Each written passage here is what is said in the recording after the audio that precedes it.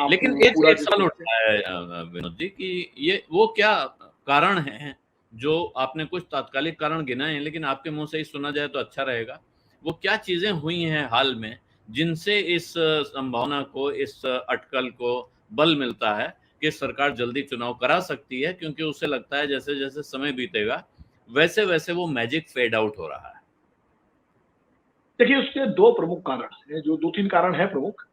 पहला कारण तो ये है कि सरकार, जैसा कि बताया कि कुछ आकलन सरकार का ये है मेटलर्जी डिपार्टमेंट की तरफ से, शायद अगले साल जो है गर्मी और ज्यादा पड़ेगी, हीट वेव पूरी दुनिया में आने की जो है आशंका है। और अगर ऐसी स्थिति आती है तो अप्रैल और मई में भीषण गर्मी पड़ेगी तो वोट परसेंटेज काफी गिर सकता है, और शहरों में और खासकर मध्य वर्ग जो थोड़ा आराम तलब है वो उसका नुकसान भाजपा को हो सकता है। एक तो आकलन। दूसरा ये है कि अभी एक आशंका है कि इस बार बारिश, मानसून कैसा रहेगा। अगर मानसून ठीक नहीं रहा तो फिर फसलों पर असर पड़ेगा और फूड क्राइसिस आगे बढ़ सकती है, या किसानों की थोड़ी समस्याएं बढ़ सकती है। ये तो प्राकृतिक कारण है।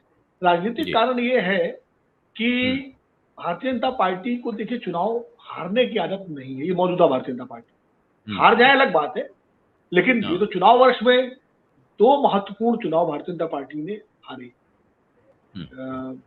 चुनाव वर्ष में तो नहीं, मतलब हिमाचल का चुनाव तो दिसंबर में हुआ था, हिमाचल और गुजरात का। और हिमाचल का चुनाव भाजपा हारी, और दिल्ली का एमसीडी का चुनाव हारी।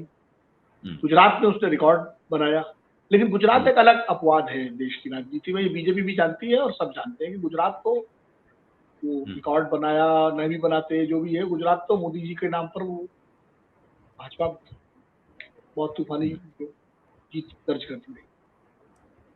अब एमसीडी का हारना और हिमाचल का हारना, तो उसकी थोड़ी सी भरपाई पूर्वोत्तर में की गई तीन राज्यों में, लेकिन पूर्वोत्तर के भी नतीजों का अगर विश्लेषण करें तो उसमें बीजेपी नुकसान में रही है। त्रिपुरा में भी उसकी सीटें कम हुई है, वोट प्रतिशत भी कम हुआ है। और मेघालय में तो वो पूरा चुनाव लड़ी थी सभी सीटों पर, कोनाट संगमा की पार्टी से अपना गठबंधन तोड़ करके, और बाकायदा उनको लेकर के उनके भ्रष्टाचार के आरोप सब किया, और उसके बाद पिछली बार से कम सीटें आई और वोट परसेंटेज भी कम हुआ। नागालैंड में जरूर जो एनडीपीपी है उसके साथ उसने अपना परफॉर्मेंस ठीक ठाक रखा।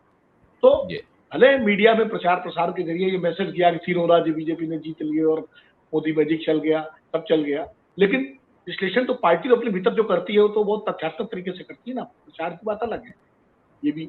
और उसके बाद कर्नाटक का चुनाव जो है वो ज्यादा बड़ा उसके लिए हो रहा कि कर्नाटक के चुनाव में जिस तरह प्रधानमंत्री जी ने एकदम सघन प्रचार किया, और नड्डा जी भी वहीं डटे रहे, अमित शाह जी पूरा डटे रहे, और पूरी पार्टी ने पूरी ताकत झोंकी वहां पर, और हर तरह का नैरेटिव बनाया गया वहां। मतलब बजरंग दल वाले मामले को लेकर के पूरा बजरंग बली पर चुनाव हो गया, जय बजरंग बली के नारे से सभाएं शुरू होने लगी, और डबल इंजन की सरकार का नारा भी लगा। जिनकी खुद की गारंटी नहीं उनकी गारंटी का क्या भरोसा, ये भी बात आई। और केंद्र सरकार की तमाम सारी योजनाओं की उपलब्धियों का जिक्र किया गया। जो कुछ विकास के काम कर्नाटक में केंद्र सरकार की तरफ से हुए थे, तमाम हाईवे, उनका सबका जिक्र किया। मतलब विकास, हिंदुत्व, प्रधानमंत्री जी की छवि, लोकप्रियता, और कांग्रेस की साख, और प्रधानमंत्री जी का खुद अपने आप में कहना कि मुझको 91 गालियां दी गई, और पूरा हर तरह का जो जो राजनीतिक फार्मूले होते हैं सब अपनाए गए। लेकिन वहां जिस तरह की हार हुई और सभी वर्गों का वोट कांग्रेस को मिला और मुसलमानों का एक मुश्त वोट मिला, वो भाजपा के कान खड़े करने वाला था। क्योंकि उसमें ये लगा कि ये तो यहाँ तो कोई नैरेटिव चला ही नहीं, ना हिंदुत्व चला, ना मोदी जी का चेहरा चला, ना विकास का मामला चला, कुछ नहीं। ये तो, और ना जो राशन लाभार्थी वर्ग है वो कर्नाटक को भी राशन मिल ही रहा है, तो वो भी नहीं चला। तो ये मसला क्या है, तो ये इसका विश्लेषण हुआ। और उसके बाद फिर ये जो मध्य प्रदेश, राजस्थान और छत्तीसगढ़, तीन, और तेलंगाना, 4 राज्यों के चुनाव होने हैं। उसमें तेलंगाना तो बीजेपी का स्टेट नहीं है, तो बीजेपी वहां कैसे कर पाएगी, क्या कर पाएगी, ये थोड़ा अलग विषय है। लेकिन मध्य प्रदेश, छत्तीसगढ़ और राजस्थान 3 राज्य ऐसे हैं जहां कांग्रेस और बीजेपी का सीधा मुकाबला है। और ये बीजेपी का डेन, भले राजस्थान में सरकार कांग्रेस की हो, लेकिन वो बीजेपी के गढ़ है तीनों राज्य। और यहाँ से जो रिपोर्ट्स आ रही, खासकर मध्य प्रदेश से जो कुछ है पार्टी को मिल रही है, फीडबैक मिल रहा है, वो बड़ा चिंताजनक है। हाँ, माना जा रहा है कि शिवराज सिंह चौहान के चेहरे को लेके एक फटीग फैक्टर है, और दूसरा एंटी इनकम्बेंसी भी है 18 साल की उनके रूल की, और कमलनाथ के प्रति एक अघोषित सी सहानुभूति है लोग, या 1.5 साल में उनकी सरकार गिरा दी गई और उनको मौका नहीं मिला काम, और इस सब को लेकर के वहाँ जो माहौल बन रहा है वो कुछ कुछ कर्नाटक जैसा बनता नजर आ रहा है। अगर उसको नहीं संभालने की कोशिश कर रही है बीजेपी, और बीजेपी इस मामले में काफी उसका सिद्धस्त है लेकिन इन चीजों को संभालने में, और ये उत्तर भारत है। दूसरा, छत्तीसगढ़ में कोई नेतृत्व नहीं है, और छत्तीसगढ़ से भी खबरें यही है कि भूपेश बघेल के नेतृत्व में कांग्रेस को निकाल सकेंगे छत्तीसगढ़ से। राजस्थान से एक उम्मीद जरूर है बीजेपी, तो कारणों से उम्मीद है कि एक तो सचिन पायलट और अशोक गहलोत का झगड़ा जो है वो काफी बढ़ता जा रहा है, और ये जो है वहाँ एक रिवाज है सरकार बदलने का, लेकिन वहाँ भी एक संकट ये है कि बीजेपी में जो गुटबाजी है वसुंधरा बनाम अदर्स, उसको टैकल करना होगा। वो भी टैकल कितना हो पाएगी कितना नहीं हो पाएगी, क्योंकि वसुंधरा जी पूरी कमान चाहती है, और वसुंधरा जी कमान का मतलब वो चाहती है उनको मुख्यमंत्री के रूप में प्रोजेक्ट किया जाए, और अगर प्रोजेक्ट न करें तो पूरी लीडरशिप उनको दी जाए। और अगर ये सब नहीं हुआ तो वो वैसे ही उनकी भूमिका रहेगी जैसे येदियुरप्पा की कर्नाटक में थी, कि प्रचार में रैलियों में तो साथ में रहेंगे, लेकिन वो कितना जोर लगाएंगे या नहीं लगाएंगे, तो वो मामला फिर वहां भी फंस सकता है या कांटे की टक्कर हो सकती है। क्योंकि अशोक गहलोत की तमाम जन कल्याणकारी लोक लुभावन योजनाएं जो चल रही है राजस्थान में, उनका भी एक नैरेटिव उनसे बन रहा है। तो ये सारी चीजों पर विचार हो रहा है, और लगा कि अगर 3 राज्य कहीं बीजेपी हार जाती है या 2 कांग्रेस जीत लेती है, 1 किसी तरह जीत लेती है, तो उसका जो माहौल बनेगा वो और नकारात्मकता पैदा करेगा, और फिर सवाल उठेगा कि साहब मोदी जी का करिश्मा नहीं चला और संगठन नहीं चला, रणनीति, ये सारी चीजें कांग्रेस को और बूस्ट मिलेगा।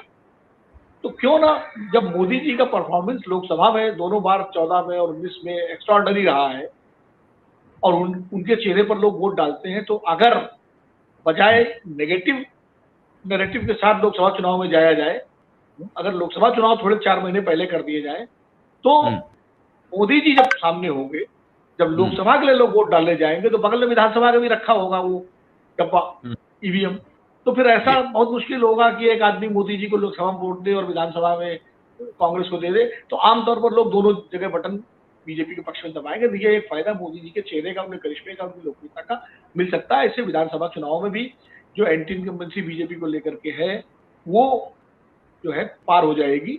मोदी जी की छवि और केंद्र सरकार के कामकाज उपलब्धियों के सारे 9 साल की उपलब्धियों का जो पूरा यशोगान हो रहा है, वो इसीलिए हो रहा है। तो ये एक कारण है। तीसरा कारण ये है कि अभी विपक्षी एकता की बात तो हो रही है, लेकिन कोई अभी उसमें कंक्रीट प्रगति नहीं हुई है।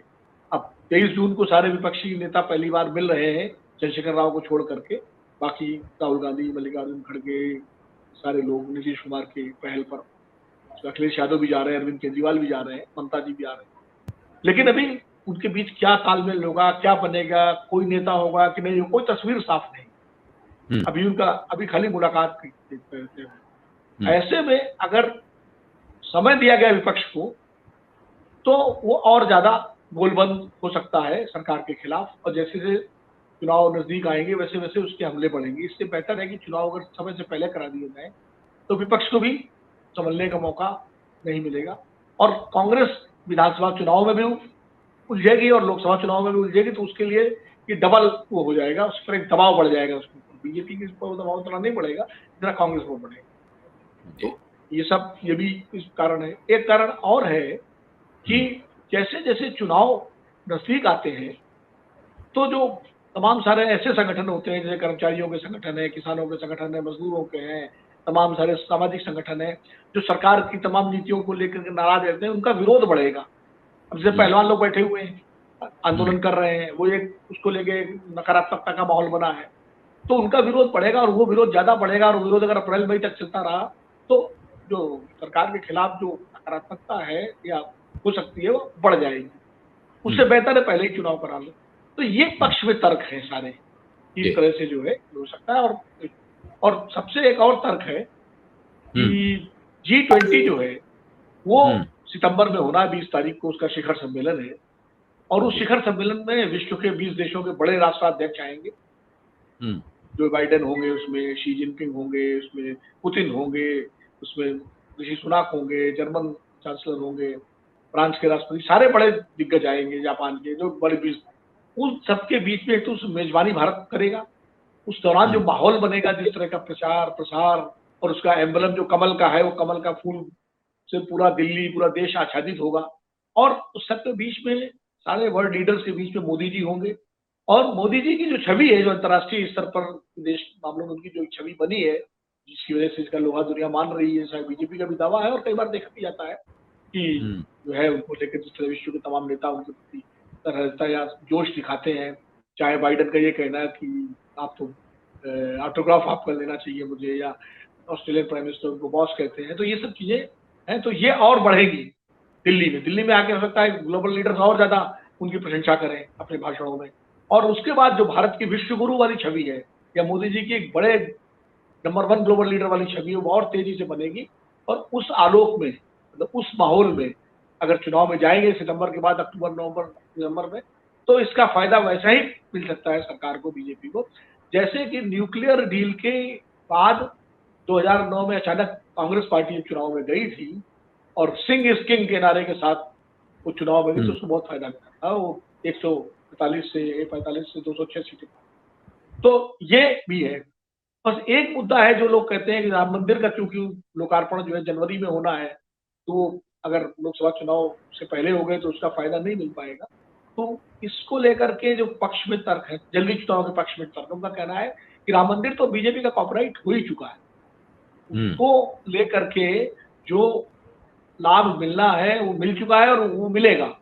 राम मंदिर के समर्थन का वोट तो बीजेपी के साथ है ही, उसका लोकार्पण जनवरी में हो या दिसंबर में हो या और आगे हो, उसका तो लाभ, क्योंकि वो बीजेपी और मोदी सरकार, खास करके बीजेपी में नहीं, प्रधानमंत्री नरेंद्र मोदी को खुद उसका जो है लाभ मिलेगा, वो जिस तरह से उन्होंने उद्घाटन के समय किया, तो इसलिए वो शायद अभी ये सारी चीजें हैं। अब इसके उसको लेके उन्हें कोई चिंता नहीं है कि आप, और वैसे भी चुनाव के पहले झलकी दिखला दी जाएंगी उस समय, जैसे अभी दिखला दी जाएगी, दिखाया जाता है। बिल्कुल, हाँ, झलकियां दिखा दी जाएंगी, इतना निर्माण हो चुका है, यहाँ तक हो गया है, कुछ हो सकता है वहां कोई आयोजन कर दिया जाए, भाई प्रथम चरण का लोकार्पण हो जाए, इस तरह से तैयारी हो रही है, क्रूज चलने लगेगा, तो वो सारी व्यवस्थाएं हो सकती है।